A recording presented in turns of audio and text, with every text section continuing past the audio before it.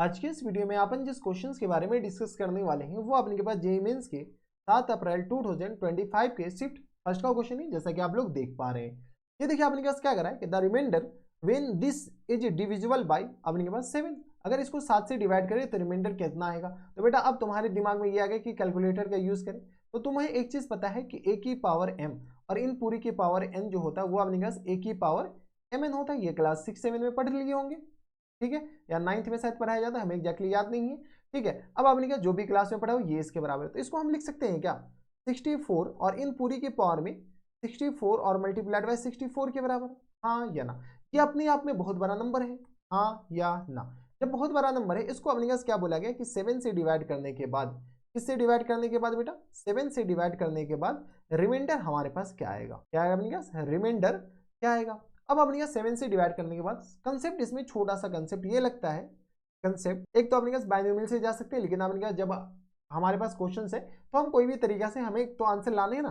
Concept ये है कि अगर मान लो a की पावर m है, इसको अगर हम b से डिवाइड करते हैं, क्या बोले हम a की पावर m को b से डिवाइड करते हैं, तो हमें क्या बताना है रिमाइंडर बताने। क्या बताने हैं बेटा रिमाइंडर बताने हैं। अब देखो यहाँ से अपने पास रिमाइंडर बताने के लिए सिंपल सी बात है, हम क्या करेंगे पहले a को b से डिवाइड करेंगे, m जाए चूल्हे के भार में। ठीक है, a को b से डिवाइड करने के बाद मान लो रिमाइंडर हमारे पास आ गया, क्या गया रिमाइंडर आ गया।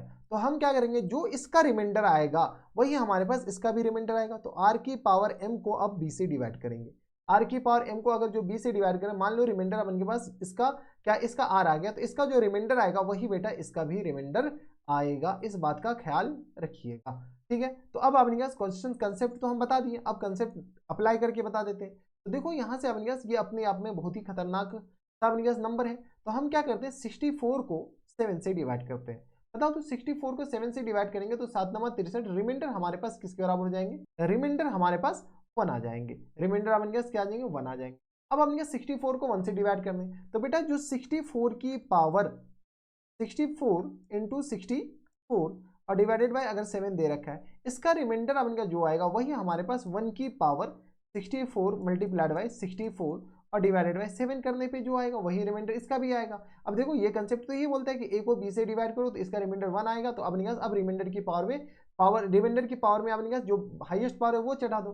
तो ये 1 की पावर कुछ भी हो बेटा 1 होगा। 1 को अगर 7 से डिवाइड करेंगे बेटा रिमाइंडर 1 आ जाएगा, यानी हमारा जो आंसर हो जाएंगे किस तरह ऑप्शन नंबर बी आ जाएंगे। तो कोई इतराज हमारी सबसे यहाँ तक नहीं होनी चाहिए, एकदम सिंपल सा सवाल था, बनाया जा सकता था।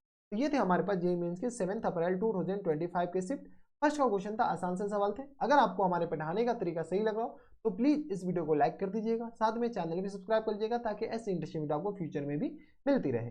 तो बस इतना इस वीडियो में, मैं आपसे मिलता हूं नेक्स्ट वीडियो में। तब तक के लिए stay happy, stay healthy and good bye.